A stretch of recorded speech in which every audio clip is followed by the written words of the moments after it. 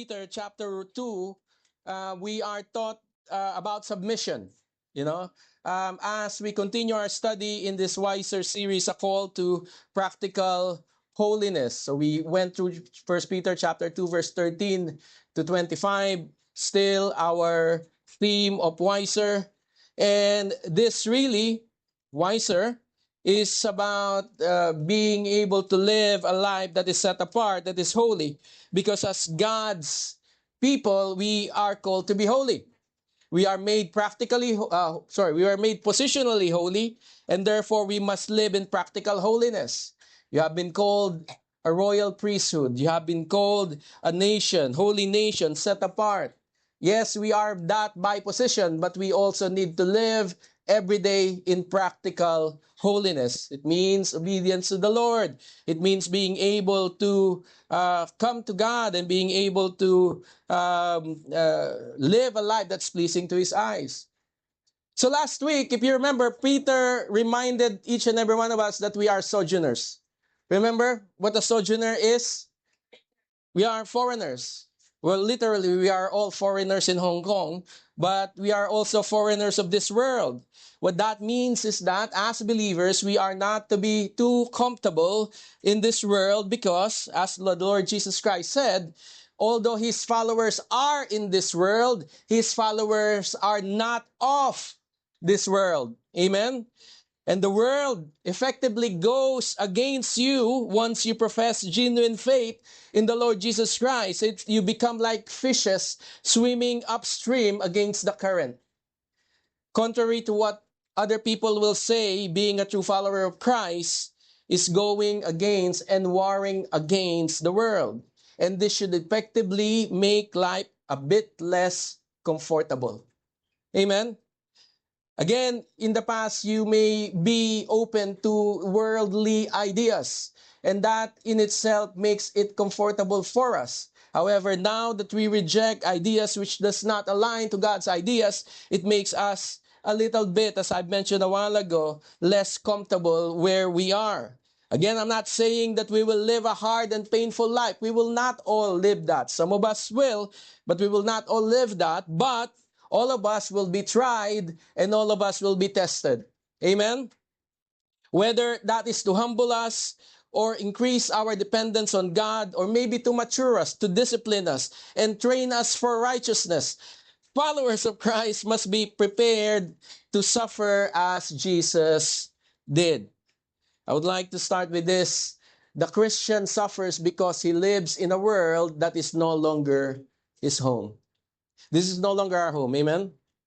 And that our suffering just makes the thought of heaven even more breathtaking. Amen?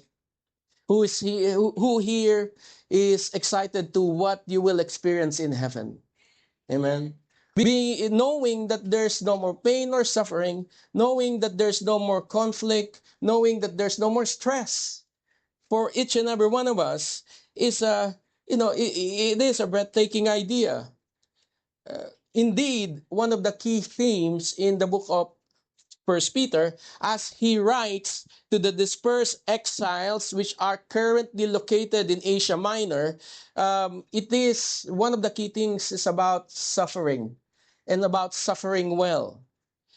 At this point, the believers in modern day Turkey are dealing with false accusations, marginalization, and social injustice during the time of the mad Emperor Nero. Therefore, they are in hiding. Believers must indeed expect suffering in this life, as he will exhort in the 4th chapter of this book, when he said, believers, do not be surprised at when trials and sufferings come. Suffering then is one of the spiritual disciplines that we must learn. One of the authentic disciplines that we must learn. Yes, we talk about personal disciplines of prayer, fasting. We talk about disciplines of worship and fellowship. We talk about discipline of meditating and reading the Bible. But one authentic discipline which we must practice is the discipline of suffering and suffering well. Who here can honestly say, in your life, even right now, there's no ounce of suffering. There is an ounce of suffering. Amen. In this message today that we will study in the book of First Peter chapter 2, the apostle will remind us to submit to authorities in our lives. You know, we go through this topic every year, it seems, and this is the time for this year. However, when we look at Peter's writing, the context is encouraging submission in the lens of injustice and prejudice. This message is called Submit, Suffer, Shine, as we look at First Peter chapter 2, verse 13 to 25. Now, I would like to start with a forward that I always say when we study this type of message from the Lord. This forward is most important for us to remember as we go through the word of the Lord. And this forward says this: God expects his followers to submit to all earthly authority. Agree? Okay? God expects his followers to submit to all earthly authorities. Now, Peter, in his writing, will mention three types of authorities that God has put above us. And this can be human institutions, such as the government, and the church also falls on this, human institutions. Second is workplace authorities, your bosses, your managers. And the third is familial authority, husbands and wives. How do we traverse that relationship? We will focus on the first two today. Next week, we will focus on the familial authority. But submission to these authorities, I believe, must be absolute.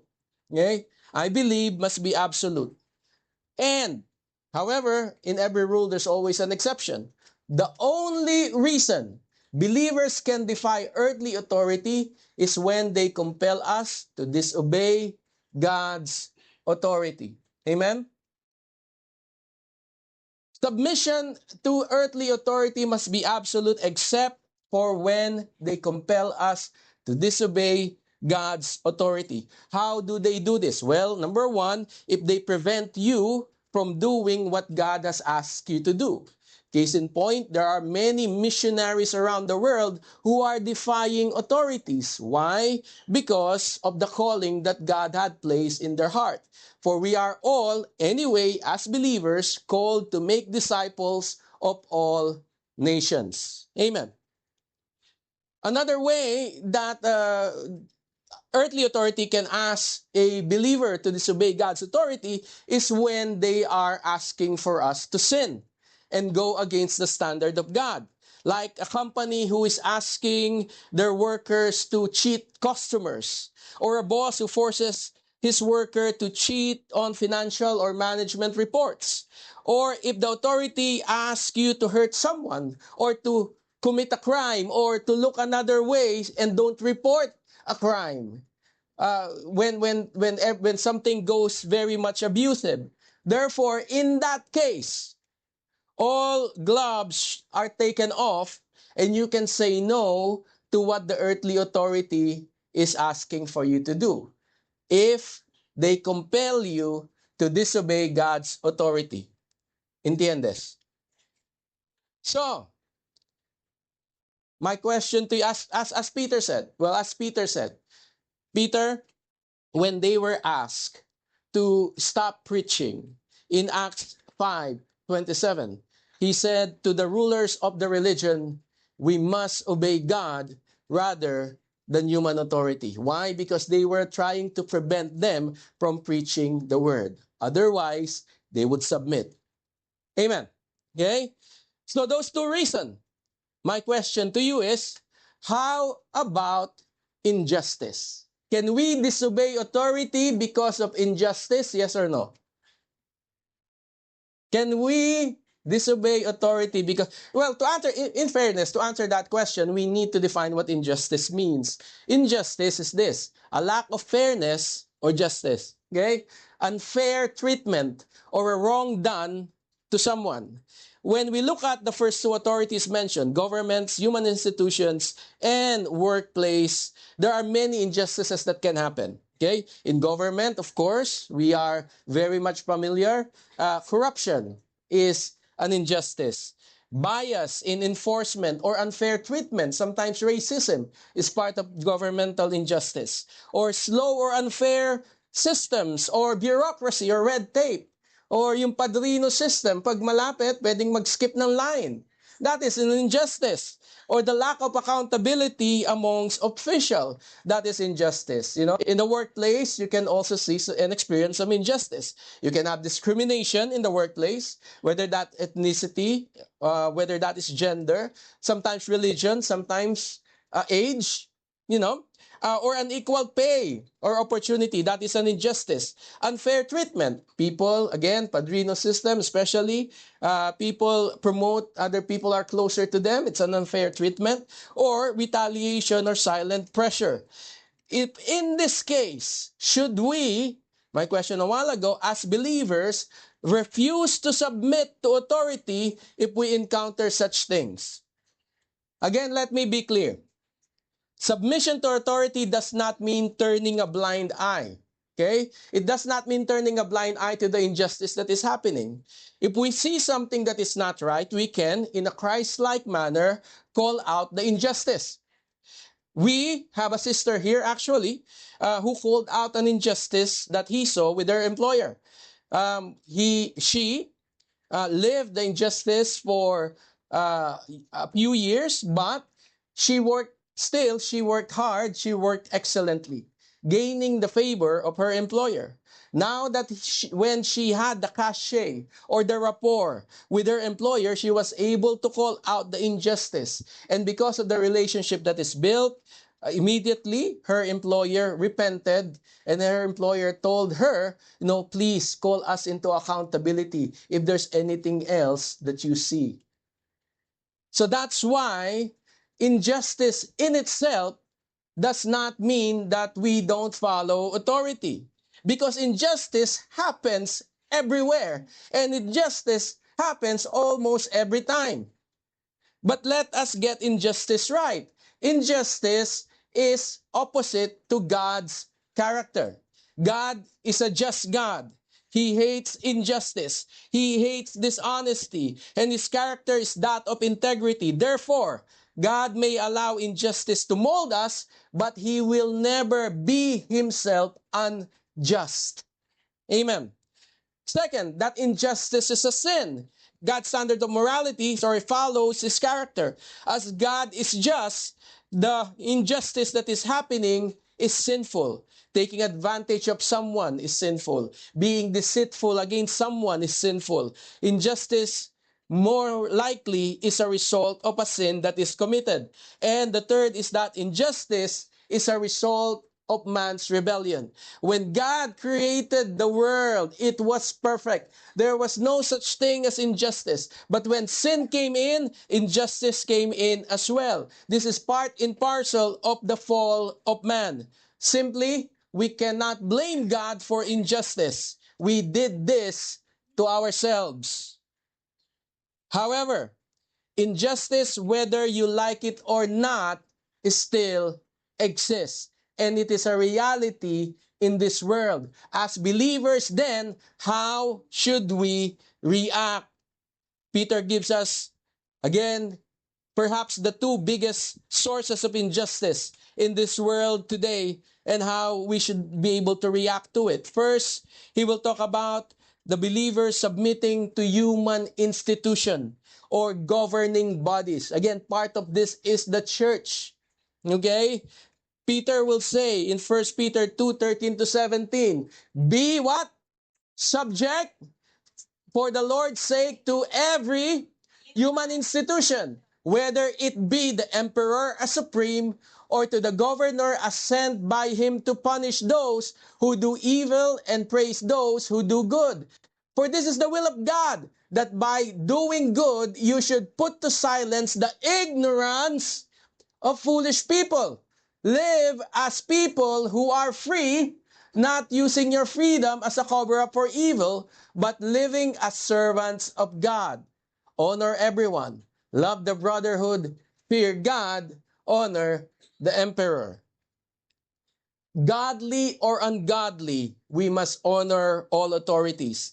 And Peter said, whether it is the emperor or the governor or whoever is put above us. Paul will echo this in Romans 13:1 when he says, for there is no authority except from God. And those that exist have been instituted by God. There are no authorities existing in this world which God did not allow to happen. Amen? No matter how you feel about the governments of your motherland, about the government of the Philippines, no matter how you feel about them, God in His sovereign will allowed for them to be in that position. So all authority that exists is ordained by God. God in His sovereign and perfect will appoint a nation's leader, but not always to bless the people, sometimes to judge the people, sometimes to ripen them for judgment, or simply to teach them how to vote well. If God wants to bless a nation, He will assign the leader who will be a channel of blessing. If God wants to judge a nation, He will put it on His knees and He will assign someone to bring the nation down. This happened to Israel many times. We can see prosperity under righteous kings such as Joseph and David or Solomon, and at the time of judgment as well in the hands of King Ahab. Okay? We also see how God uses ungodly authority, such as the Babylonian under Nebuchadnezzar, to punish Israel, bring them down, and humble them, and use another ungodly authority in Cyrus, the Persian king, to free the Israelites and allow them to rebuild Jerusalem.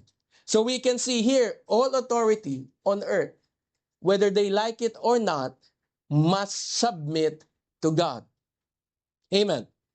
We must ultimately not concern ourselves with personalities, but trust that God is above them all, who is in control of all things. After all, it is impossible to have a perfect form of government on earth. Whatever system of government that is, whether that's democracy or communism or whatever government, capitalism, whatever form of government, it will be hard-pressed for us to find a perfect form of government. Why?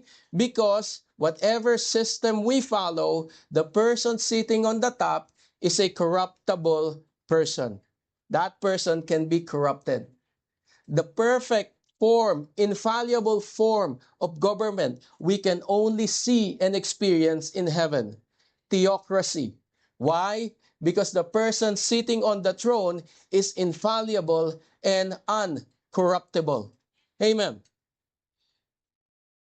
That said, Peter mentioned to us, and again echoed by Paul, that institutions, whether you feel it or not, whether you like it or not, are sent by Him to punish those who do evil and to praise those who do good. That is the design of the government. I get it. Sometimes they punish those who do good and praise those who do evil. That is the corruption that men took to authority positions. However, that is not by God's design. Believers then should become the model of obedience amidst and in spite of the injustice. Because by doing good, what happens? By doing good amidst injustice, by doing good, you should put to silence the ignorance of foolish people. Why? What do foolish people do? Foolish people tend to always want to rant, tend to always want to complain. Now we have social media. Everyone seems to have a voice, whether we like it or not, whether it's correct or not. Foolish people always want to complain and be detrimental to society. Again, sadly, this is what we see in the Philippines, no matter who sits in government. They will complain. And sometimes the funny thing is the people who complained during the past administration are the same people who complain in the present administration will be the same people to complain in the coming administration. And most often than not, that is fueled by other means, by other agendas. Yes, we can call out injustice, but if you are not part of the solution, you are part of the problem. I always tell leaders in this church and also in my secular work before that if you see something that is not good, come to me with a solution, not a complaint. Amen? And foolish people think that the solution to anything is maghiwalay. Foolish people will think that the solution to anything, to any conflict is mainly to separate. That's why the call is always to resign. That's why, for example, even in a marriage covenant relationship, if they cannot stand each other anymore, the easy way out is for us to divorce or to get annulled. This is what foolish people does. Instead of maturing, instead of fighting through, it happens to church as well. I don't like it anymore here because there are free biscuits somewhere that I will go there. This is what foolish people do. This is what people who do not mature do. And don't be foolish, the Lord says, for if you submit by doing good, you put to silence the ignorance of foolish people. Peter says, you are free. Amen? All of you are free men. Okay? We are all free. Live as people who are free. But do not use your freedom to cover up for evil, but living as servants of God. As the Bible said, everything is permissible. Amen? You can do anything that you want, but not everything is beneficial. Our life is not just about sinful issues. Okay? A Christian life is not about sinful issues. There are decisions that we can make that does not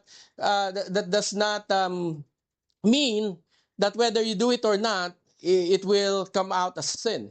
There are just things in this life that we must decide on, and it will show us whether we are wise or not. Sometimes it has no relationship with sin. What do I mean? Well, you can make a decision. For example, you live here in Hong Kong, diba? Just an example. You live here in Hong Kong and you feel like, oh, I want to buy a car in the Philippines. Okay? So you want to buy a car in the Philippines. If I do buy a car in the Philippines, is that sinful or not? No, right? No, not sinful. However, I'm here in Hong Kong, so no one will use it in the Philippines. And it is a depreciating asset. It means that as time goes by, the value goes down. So, is that a wise decision or is that an unwise decision? It is an unwise decision. It's not sinful, but it is unwise. Now, take this again to what Peter said, live as free people, but don't use your freedom to cover up for evil, for unwise decision, but living as servants of God. Everything is permissible, but not everything is beneficial. So be wise in your decision making. And he says there, honor God, honor everyone, love the brotherhood, fear God, honor the emperor. Spurgeon said, true Christians give no trouble to the state. Wow. They are not lawbreakers. Amen? Do you agree? They are not lawbreakers. So, nung red yung traffic line, hindi ka tumawid, di ba? Di ba? Ano?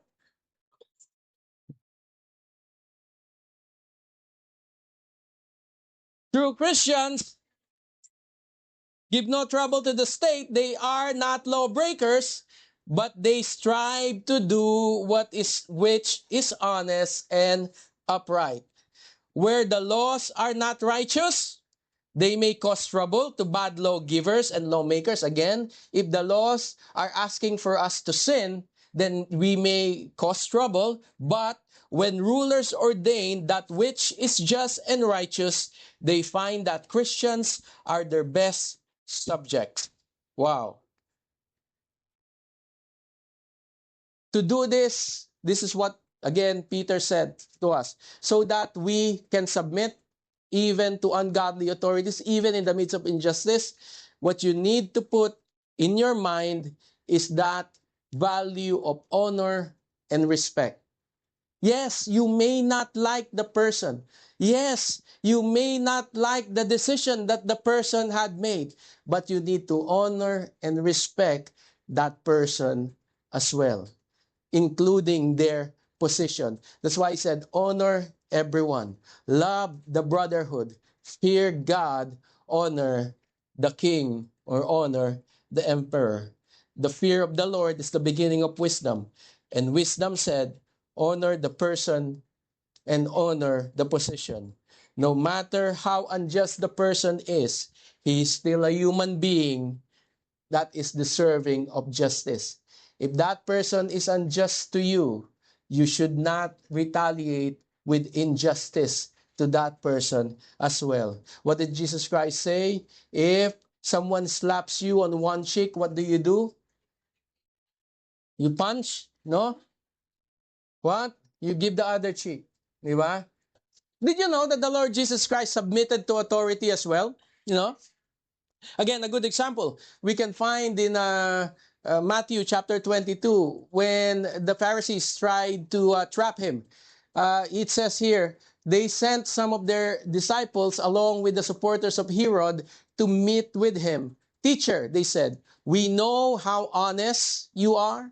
Of course, they want to butter him up first. You teach the way of God truthfully. You are impartial and don't play favorites. Now, tell us what you think about this. Is it right to pay taxes to Caesar or not? But Jesus knew of their evil motives. You hypocrites, he said, why are you trying to trap me? Here, show me the coin used for the tax. When they handed him a Roman coin, he asked, whose picture and title are stamped on it? Caesar's, they replied. Well then, he said, give to Caesar what belongs to Caesar, and give to God what belongs to God.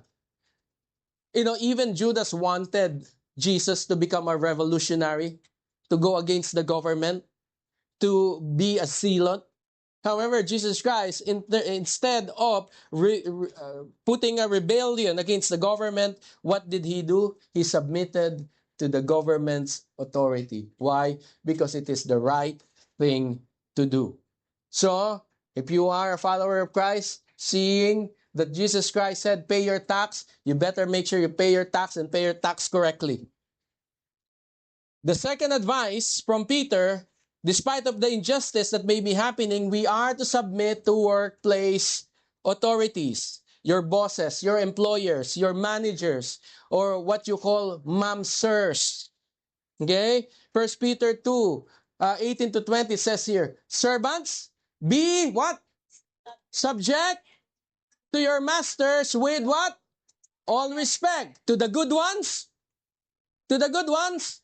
Not only to the good and gentle, but also to the unjust. Okay? Be subject to your masters with all respect, not only to the good and gentle, but also to the unjust. Why? Because it is the gracious thing when mindful of God, one endures sorrows while suffering unjustly. Because you can suffer, yes, but you can suffer unjustly. You can suffer injustice, or you can suffer something that you deserve. For what credit is it if, when you sin and are beaten for it, you endure? Is this really endurance? You sinned and then you are punished for it. Peter calls out, this is not even endurance. But if, when you do good and suffer for it, you endure, this is a gracious thing in the sight of God. Peter calls it out plainly and nicely. Submit to your masters with all respect, not only to the good and gentle, but also to the unjust. With all respect means complete reverence, complete seriousness, and God-aware attitude, not casual obedience and not just politeness. Despite of injustice that we experience, we need to respond appropriately with all respect and continue to work as hard as we can, honoring the Lord, then we will be blessed. For it is a gracious thing when mindful of God, one endures sorrows while suffering unjustly. In reality, what credit is it when you sin and get beaten for it? You endure. Instead, what must we do? When we feel there's an injustice, we must continue to do good.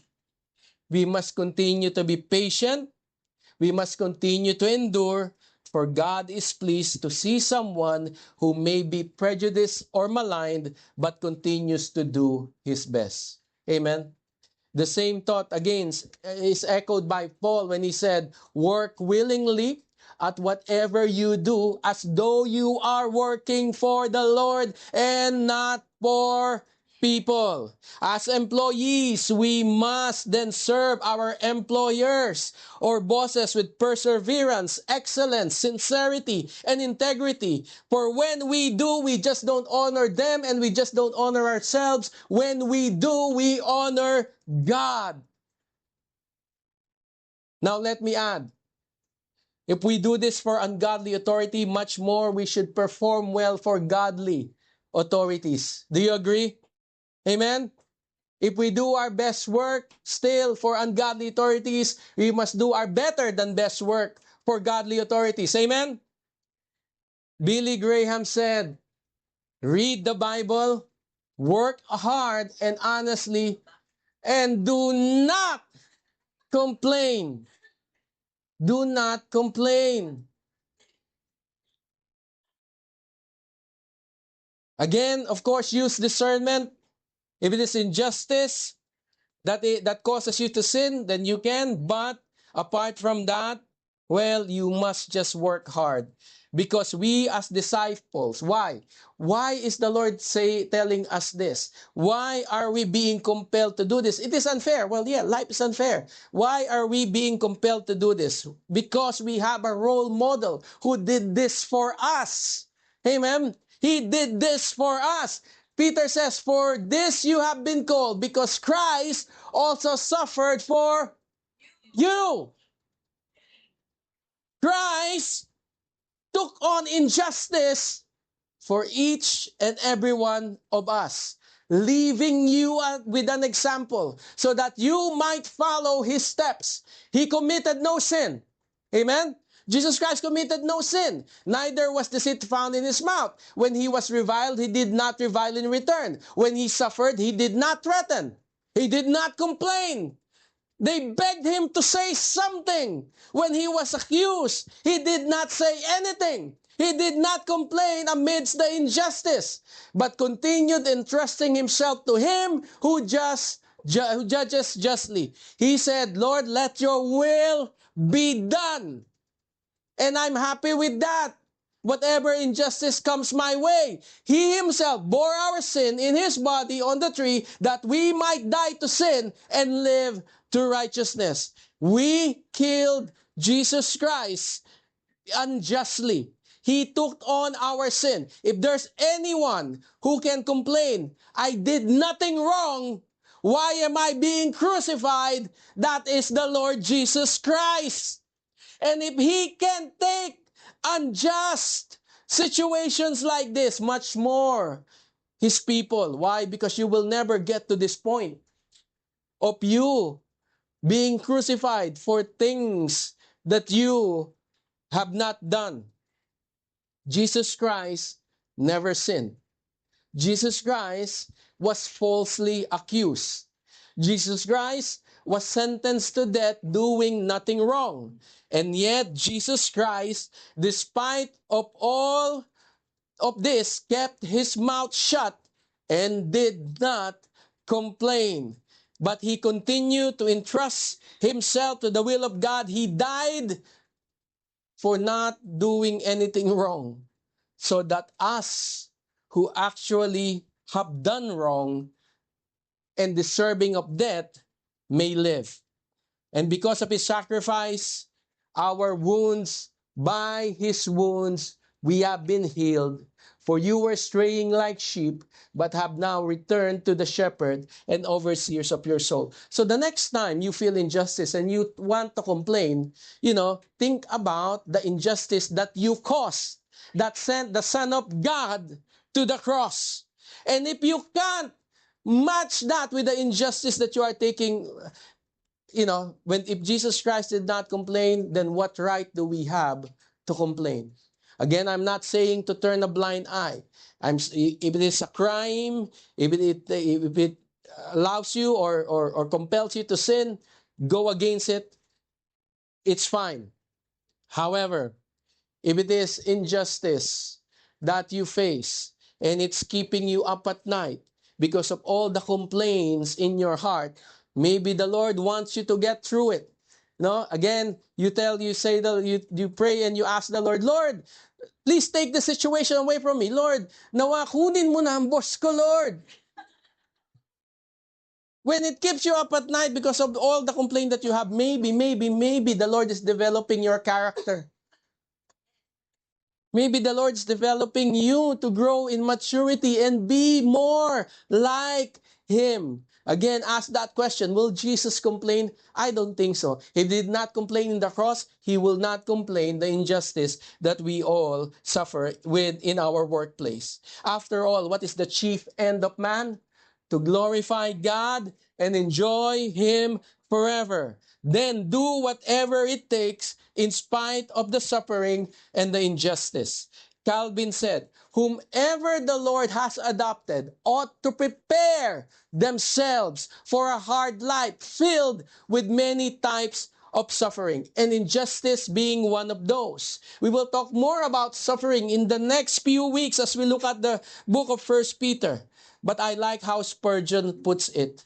The Spirit of Christ teaches us to endure grief, suffering wrongfully, to bear still, and still to bear. We are to be like the anvil. Let others strike us if they will, but we shall wear out the hammers. Amen? Give us all the injustice that you can give, but we will wear you out, for we are tougher than any injustice that this world can give us. Amen? We shall wear out the hammers. This should be our battle cry. Jesus, as He was, so can we be. The big idea is this. Amidst injustice, Christians must continue to what? Submit to authority without complaint, suffer for righteousness without complaint, and shine as living witness of Christ in a world that is not their home.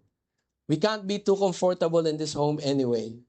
Now you might ask, isn't that unfair? Yes, it is. Life is unfair. Not by God's design, but because of man's sin, because of the fallen nature of man. But if one encouragement that I can give is that even if you take injustice, the Lord will be your vindication.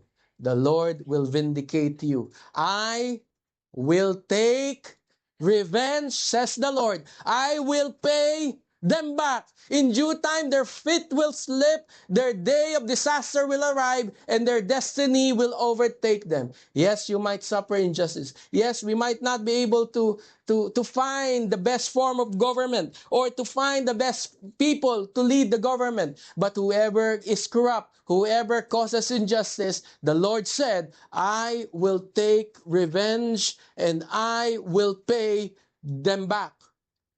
Amen? In due time. In due time. Aren't you encouraged by that? Even if you suffer injustice, Lord, Let your justice fill this situation, Lord. Not for me to take it, but for you to perform it. Your justice is better than my justice. I will take revenge. I will pay them back. In due time, their feet will slip.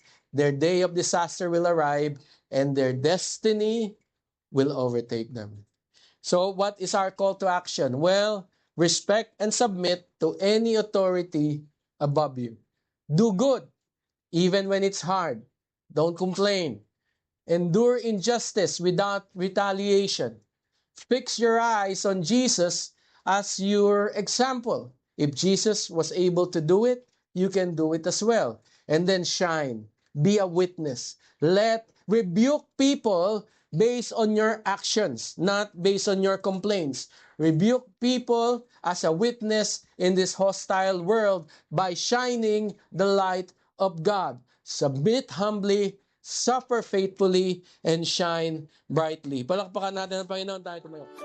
Thank you for joining us today. We pray that this message has blessed and encouraged you. If you'd like to stay connected, follow us on Facebook at Logos Global Missions Hong Kong or visit www.lgmhk.org for more resources and upcoming events. Remember, faith grows when we walk together, so share this episode with someone who needs hope today. Until next time, may the grace of our Lord Jesus Christ, the love of God, and the fellowship of the Holy Spirit be with you always. God bless you.